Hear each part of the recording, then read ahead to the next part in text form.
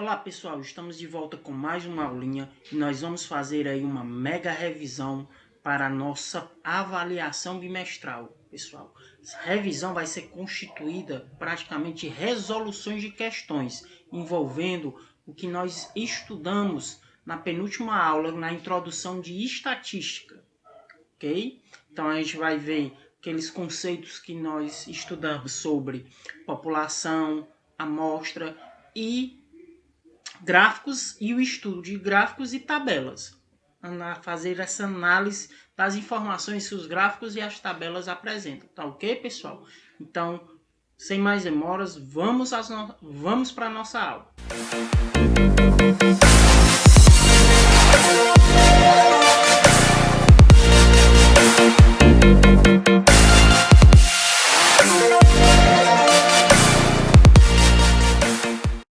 Então, pessoal, vamos começar aí a nossa aula vendo algumas questões a respeito do assunto. Diz aí, ó, a primeira, ela fala: a falta de água potável em diversas regiões do mundo já é uma realidade, desde o tratamento adequado de esgoto residencial e industriais, passando pelo uso correto da água na agricultura, até o combate ao desperdício de água em situações corriqueiras, como o banho. São exemplos de atitudes que devemos tomar para garantir em nossos descendentes o direito a esse bem vital. As tabelas a seguir apresentam algumas informações relacionadas à água. Então nós temos aí a tabela 1, que é o consumo médio diário de água por pessoa no Brasil e nas regiões brasileiras em 2013. Então ele apresenta os dados aí da tabela. E a tabela 2, que é a quantidade de água necessária para produzir alguns produtos. Então ele pergunta: letra A, quais dados são apresentados em cada tabela? Então, pessoal, os dados apresentados na tabela são o quê? Elas constam já no título da tabela, né? Tabela 1 representa o consumo médio diário de água por pessoa no Brasil e nas regiões brasileiras em 2013. E a tabela 2 apresenta a quantidade de água necessária para produzir alguns produtos. Ok? Então a gente tem aí, letra B.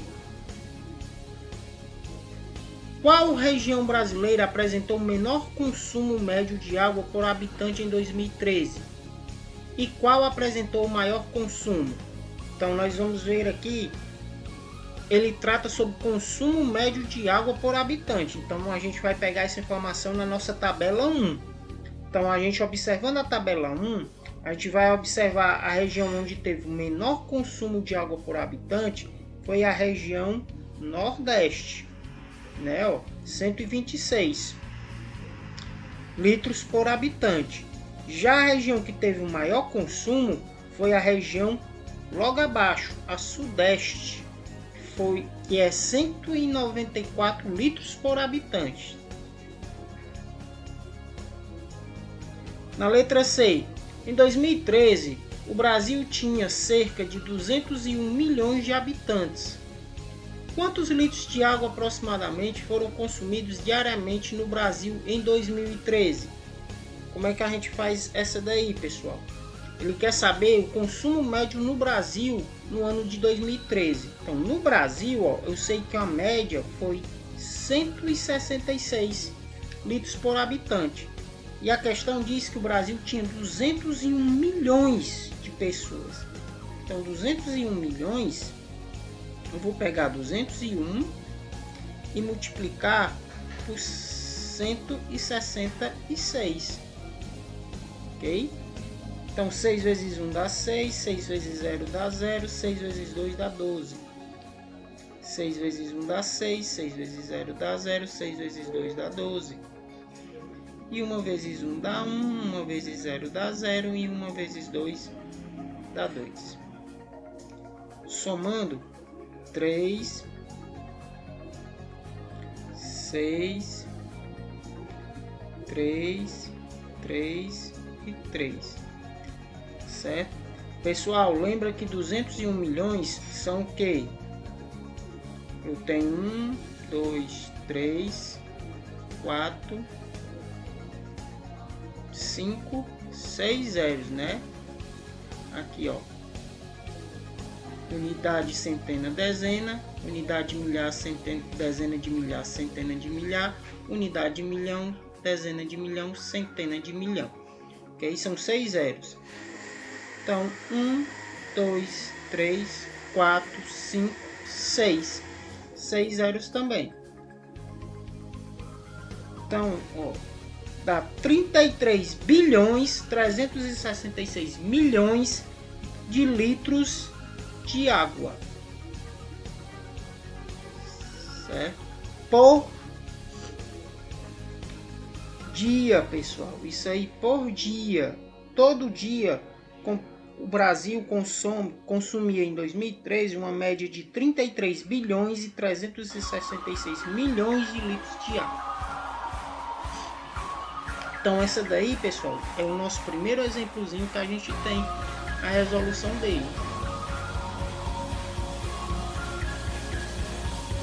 Vamos ver aqui, pessoal. Continuaçãozinha dessa questão, que é que ela diz, ó. Temos aí a letra D, que ela pergunta: dos produtos apresentados na tabela 2, qual necessita de uma quantidade de água inferior a 7.000 litros para que sejam produzidos 2 quilos? O que é que tem na tabela 2? A quantidade de água necessária para produzir alguns produtos. Aí, produto, 1 quilo dele, certo?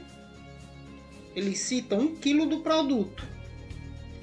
Então, para produzir 1 quilo de café, eu preciso de 21.000 litros de água.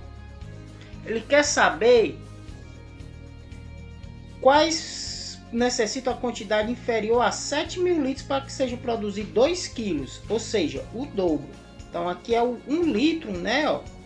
Eu sei que o trigo precisa de 286 litros para produzir 1 quilo. Para produzir 2 quilos vai precisar de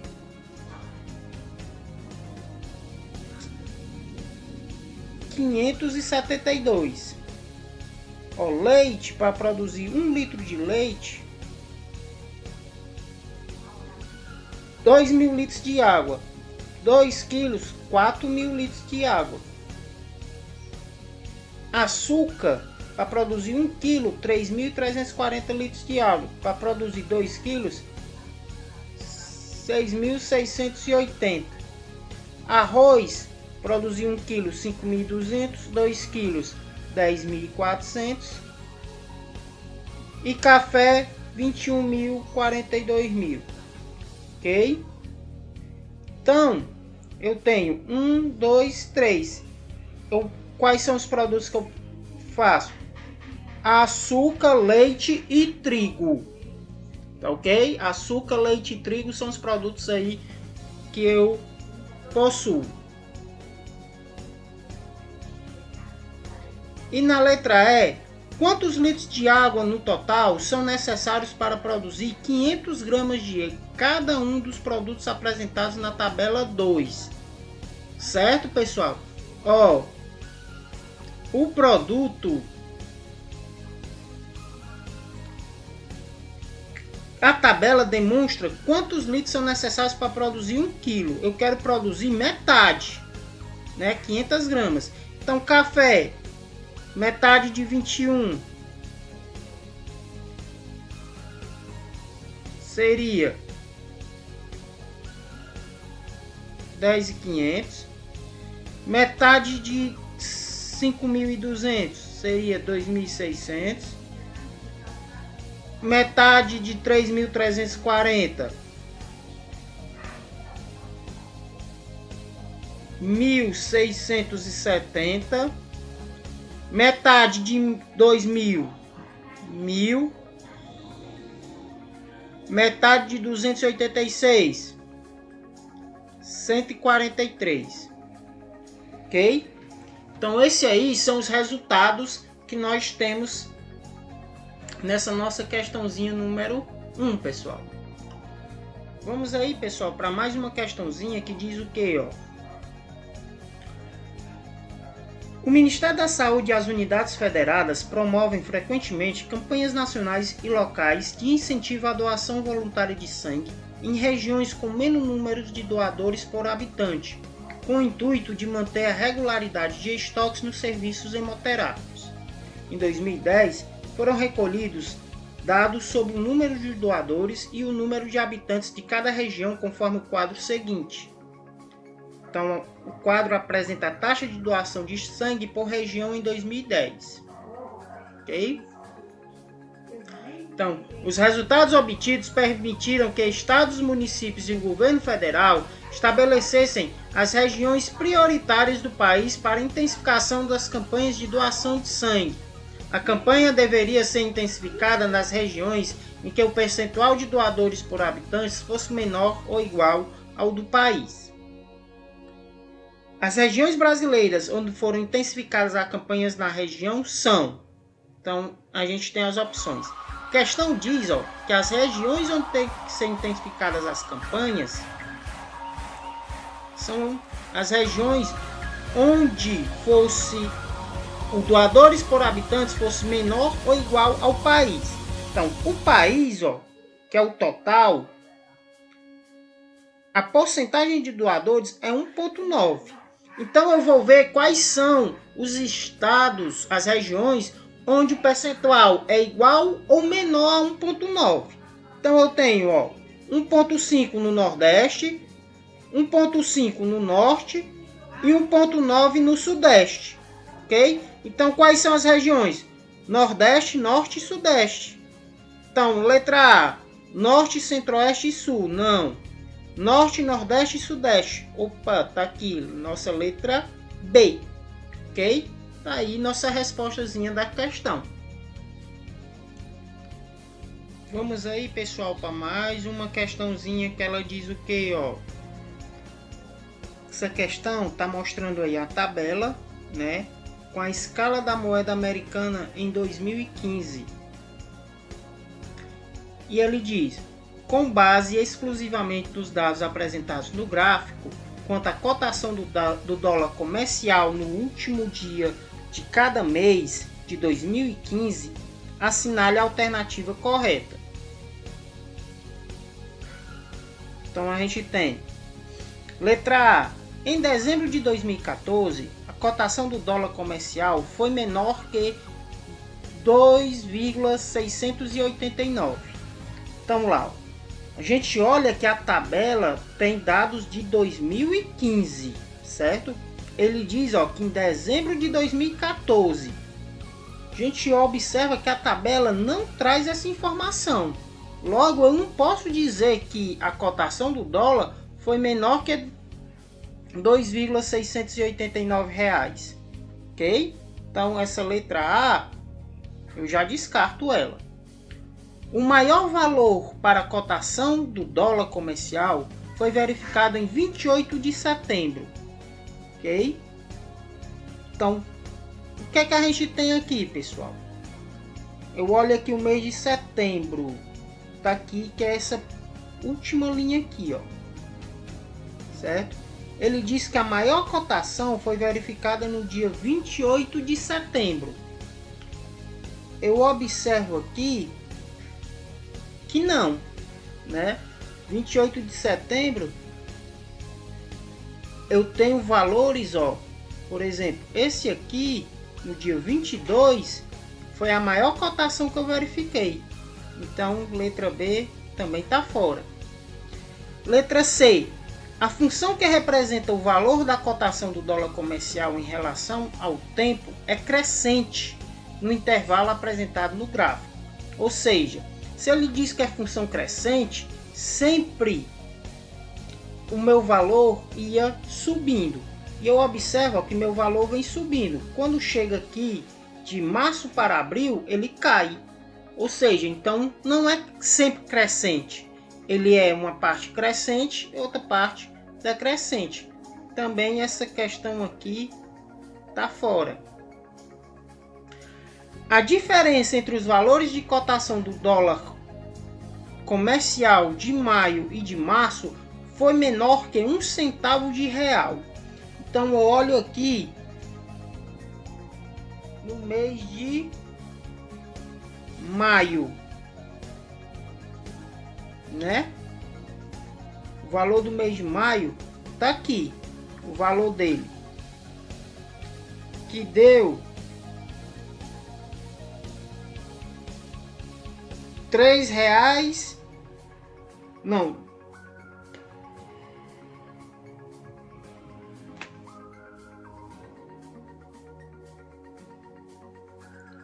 vamos aumentar aqui, pessoal, que deu R$3,187.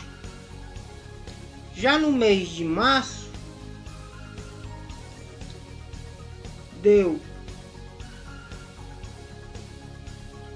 R$3,192, certo? Então, ó, a diferença aí dá 0,005, ou seja, não dá nem um centavo, certo? Então, essa letra D é a nossa respostazinha, ok? E na letra E, ó, em 15 de agosto, o valor da moeda foi menor que 3,62. Eu observo aqui, ó, vamos ver aqui agosto. Opa, subiu. Agosto, ó, 3,62. Eu observo que em julho deu 3,42. Aí você vê o gráficozinho subindo. Mas aí você vai no engano e diz, realmente então foi. Não, pessoal, lembra que a tabela só traz a informação do último dia do ano, tirando aí setembro, que ele traz aí mais espaçado. A tabela ela só traz do último dia do ano. Então do último dia do mês, desculpa. Então do último dia do mês de julho deu 3,425 e o último dia do mês de agosto deu 3,629. Não tem como eu saber quanto foi que deu nos outros dias do mês de agosto. Pode ter dado mais do que esse valor, ok? Então a única coisa que eu consigo tirar mesmo dessa tabela é a informação da letra D, né? Que no último dia do mês de maio e no último dia do mês de março, o valor entre o dólar da cotação foi menor que 1 centavo. Então tá aí a resposta da nossa questãozinha. Para uma próxima questãozinha, pessoal, ela diz o seguinte, ó, temos aí o gráfico e o gráfico mostra o número de pontos de uma equipe de futebol nas 12 primeiras rodadas de um campeonato, sabendo que nesse campeonato, em caso de vitória, a equipe soma 3 pontos, em caso de empate soma 1 ponto e em caso de derrota não soma ponto. Assinale a alternativa correta. A equipe perdeu os jogos da segunda, terceira e quarta rodadas. Vamos analisar aqui o gráfico. Olha, segunda rodada, terceira e quarta, são essas três aqui. A gente observa, ó, na primeira rodada ele empatou, porque ó, só tem 1 ponto. Na segunda rodada ele venceu, ó, porque foi para a linha dos 4 pontos, ó. Então ele venceu. E ele diz que ele perdeu. Na realidade, a segunda rodada ele venceu. Ele perdeu a terceira e a quarta, ó, porque ele continuou na mesma linha aqui. Então essa resposta aqui está fora. Na letra B, nas 12 rodadas, o número de vitórias foi igual ao número de derrotas. Vamos analisar aqui, ó. Ele diz que o número de vitórias foi igual ao número de derrotas. Então, na primeira rodada ele empatou. Ok. Na segunda rodada ele venceu, vitória.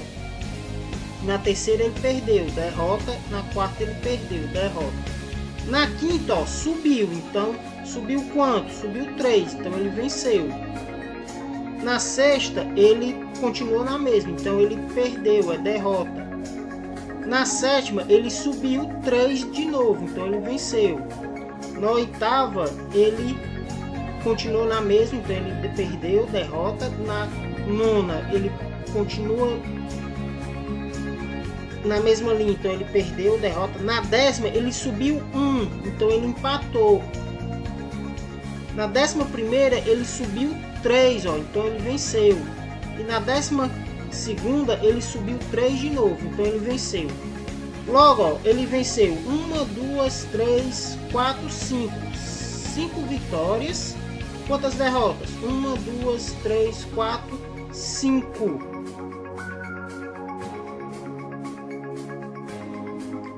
5 derrotas. Então, ó, o número de vitórias é igual ao número de derrotas. Certo? Então tá aí a letra B. Vamos continuar só analisando, ó. A C. A média de pontos obtidos por rodada nessas 12 rodadas é igual a 1,5 pontos. Então o que é que a gente tem, ó? A gente tem que ele tem, ó, 17 pontos ao todo, que é aqui.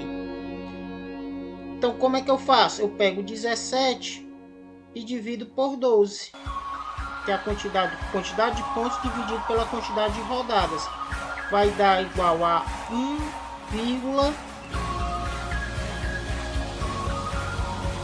vai dar igual mais ou menos a 1,4, certo? 1,4. Então, aqui também não é. Na letra D, a equipe conseguiu 2 empates entre a 7ª e a 9ª rodada. Ó. 7ª é essa e 9ª é essa. Gente, olha que 7ª foi vitória, 8ª derrota e 9ª derrota. Não tem nenhum empate. Né? Os empates deles foram ok? Na 1ª e na 10ª. E na letra E, nas 12 rodadas, a equipe empatou 3 vezes. Não, a equipe empatou 1, 2 vezes. Ela teve 2 empates. Então, tá aí confirmando ainda a nossa resposta da nossa questão. Letra B. Vamos ver aí, pessoal, mais uma questãozinha que ela diz o que, ó? Para construir um gráfico de setores representando algumas estatísticas a respeito de sua turma, um estudante fez a divisão ilustrada na imagem e colocou nele um número referente a um dos setores do gráfico. A respeito dessa construção, assinale a alternativa correta.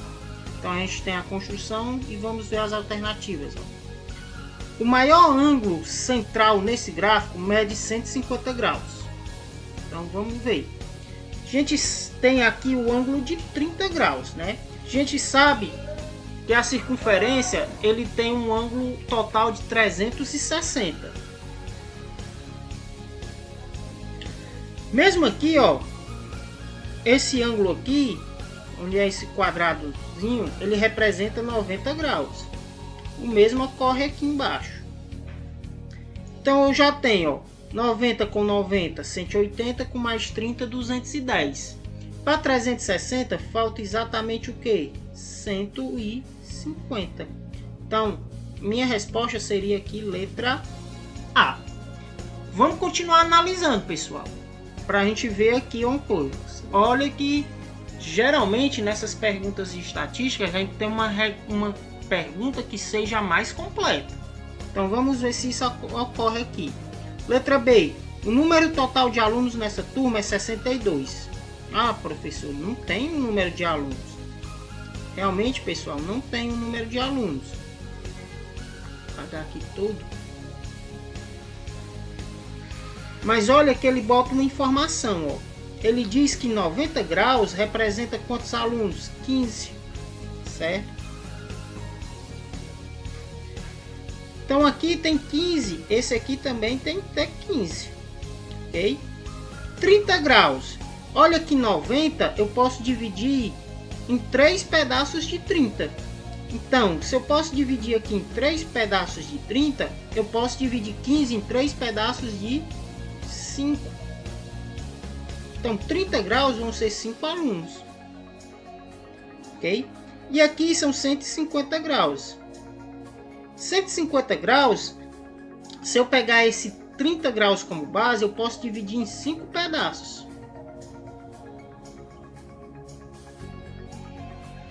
Né? Cada pedaço com 30 graus. Cada 30 graus equivale a 5 alunos. Então aqui tem 5 em cada pedaço. Né? Então eu vou ter o que? Ó? 15 mais 15, 30, certo? Mais 5, 35, mais 5, 40, mais 10, 50, mais 10, 60. Ao todo são 60 alunos e ele diz que é 62, não é?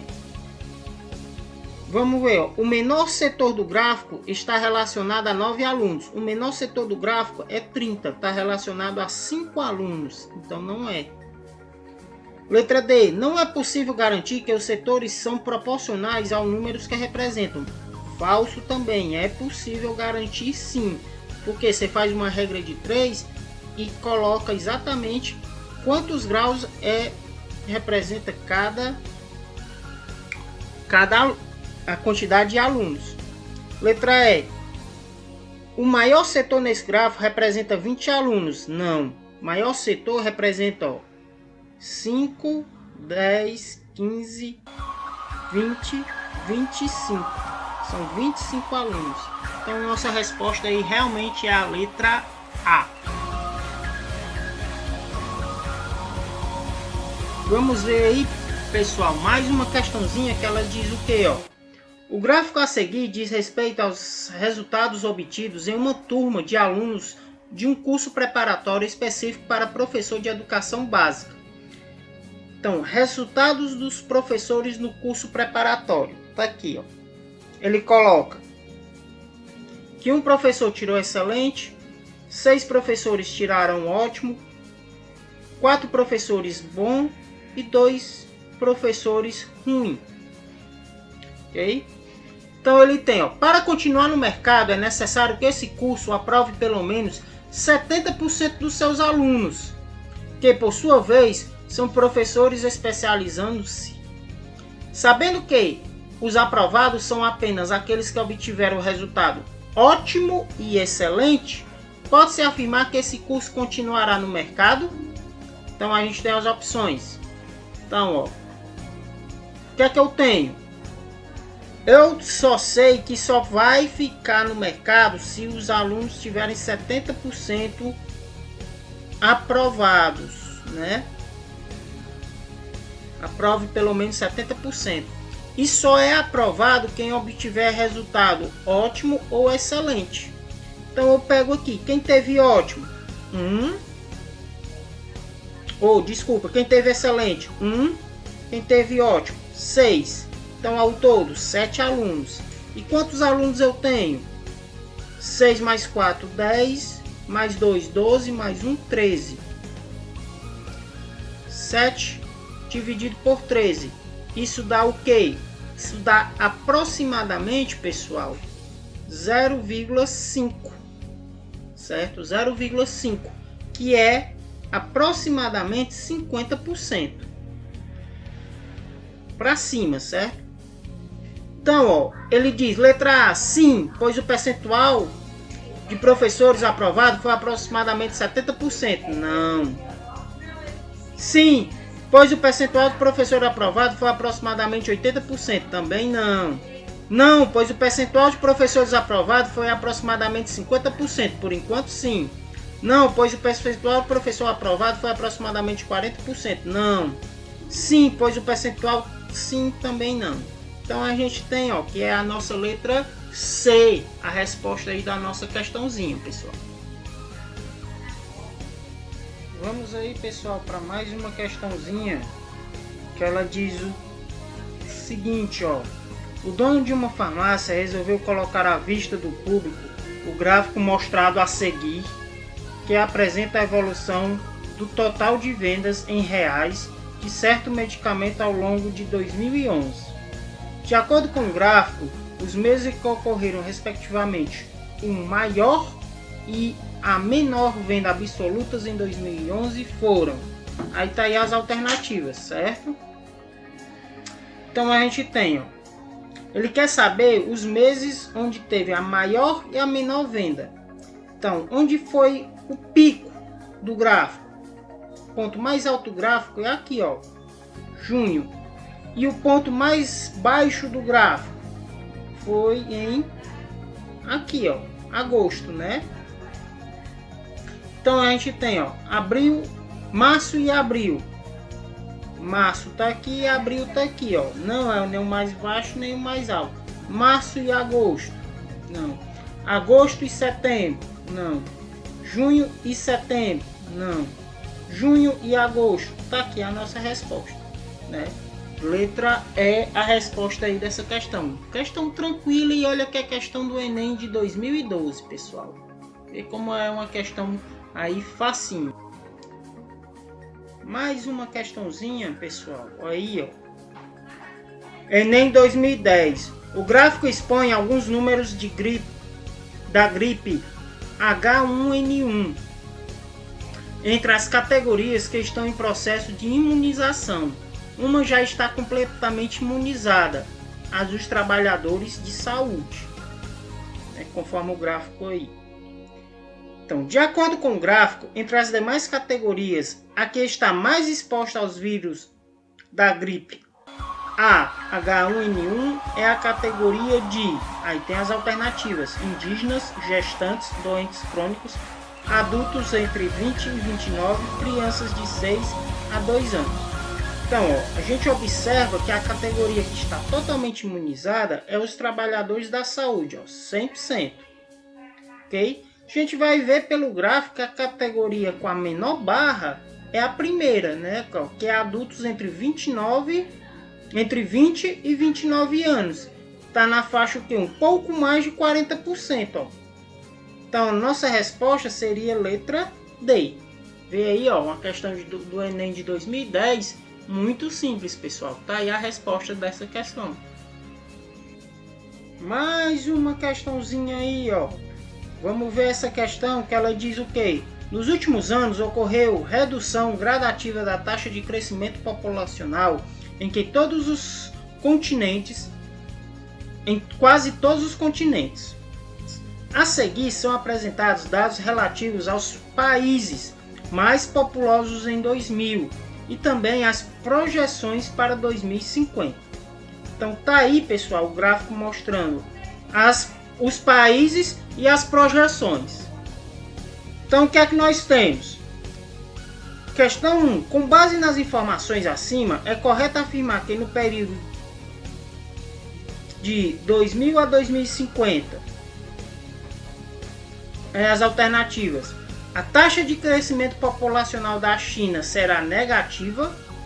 Então, o que é que nós temos? Ó? A China é esse primeiro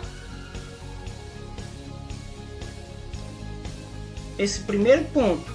Hoje ela tem 1 bilhão 275 milhões de habitantes, né? Olha que ela vai para o quê? A projeção para 2050 é para estar um pouco mais de 1 bilhão e 400 milhões. Então posso dizer que a taxa foi negativa? Não, que a taxa aumentou, continuou crescendo, né? Então essa resposta aqui nada a ver. Letra B. A população brasileira duplicará. O Brasil, ó, tem 170 milhões de habitantes em 2050, né, ó, nem aparece, né? Se ela fosse duplicar, estaria o quê? Em 340. Observe, ó, que nem aparece o Brasil aqui. Sendo que o menor aqui ia ser a Indonésia com 311 milhões. Então, letra B não. Letra C. Taxa de crescimento da população da Indonésia será menor que a dos Estados Unidos. Olha, vamos ver aqui. Estados Unidos tem 293 mil e a Indonésia 212 mil, né? Para 2050, os Estados Unidos vai passar para 397 mil e a Indonésia 311 mil. Eu não posso dizer que a taxa de crescimento da população da Indonésia vai ser menor que a dos Estados Unidos. Você vê que elas estão quase igualando, né? Quase iguais. Então, também não.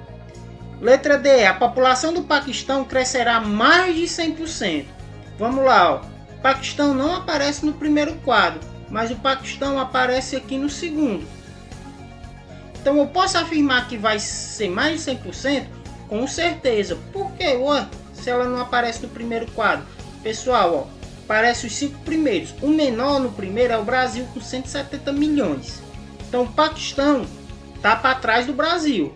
Se no segundo a projeção ele já apareceu em quarto com 344 milhões, então eu posso dizer que a população mais do que duplicou, né? Deu mais de 100%. Então, nossa resposta seria a letra D. E a letra E. A China será o país com a maior taxa de crescimento populacional do mundo? Também não.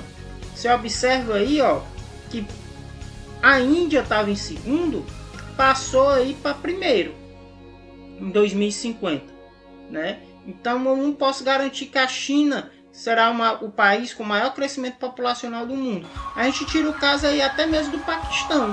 O Paquistão nem aparecia no gráfico anterior, no primeiro gráfico, e aparece aí com crescimento de mais de 100%.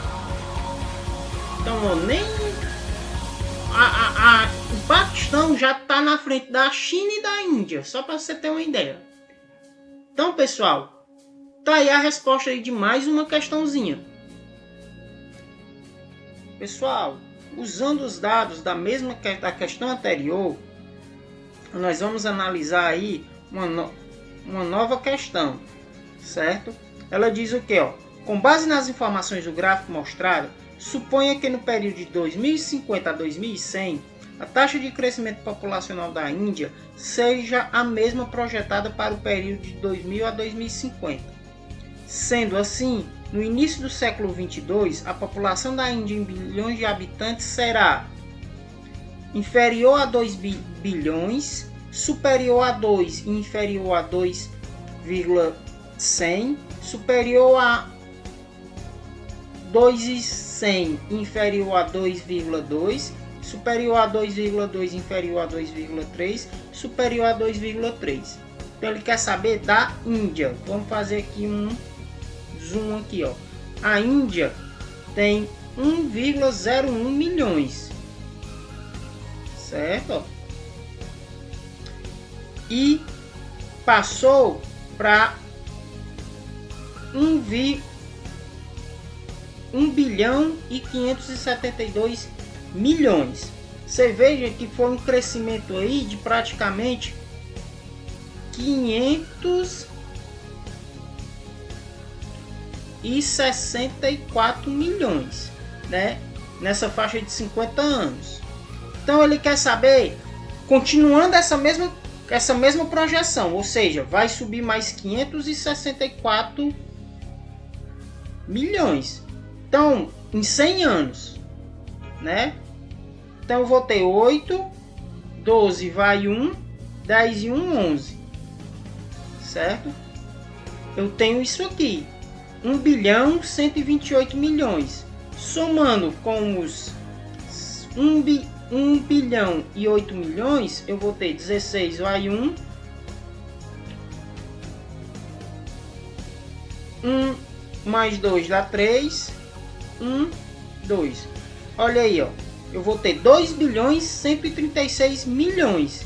Então, pessoal, voltando aqui, se é 2 bilhões 136 milhões, eu vou estar aqui em qual faixa? Na faixa aqui da letra C, ó. Superior a 2,1, 2,1, inferior a 2,2. Ok? Tá aí, ó. É questãozinha simples. Resposta aí da nossa questão. Então, pessoal, tá aí a resolução das nossas questões. É uma base fundamental aí para a realização da nossa prova. Vamos fazer lá as questões que estão no nosso Google Sala de Aula também, ok? Que elas ajudarão a gente a fixar essas e a treinar, fazer essa análise de gráfico. Não é um assunto complicado, é um assunto fácil. Dá para a gente tirar uma boa nota aí nas nossas provas e se dar bem, tá bom, pessoal? Então vamos estudar e até a próxima aula.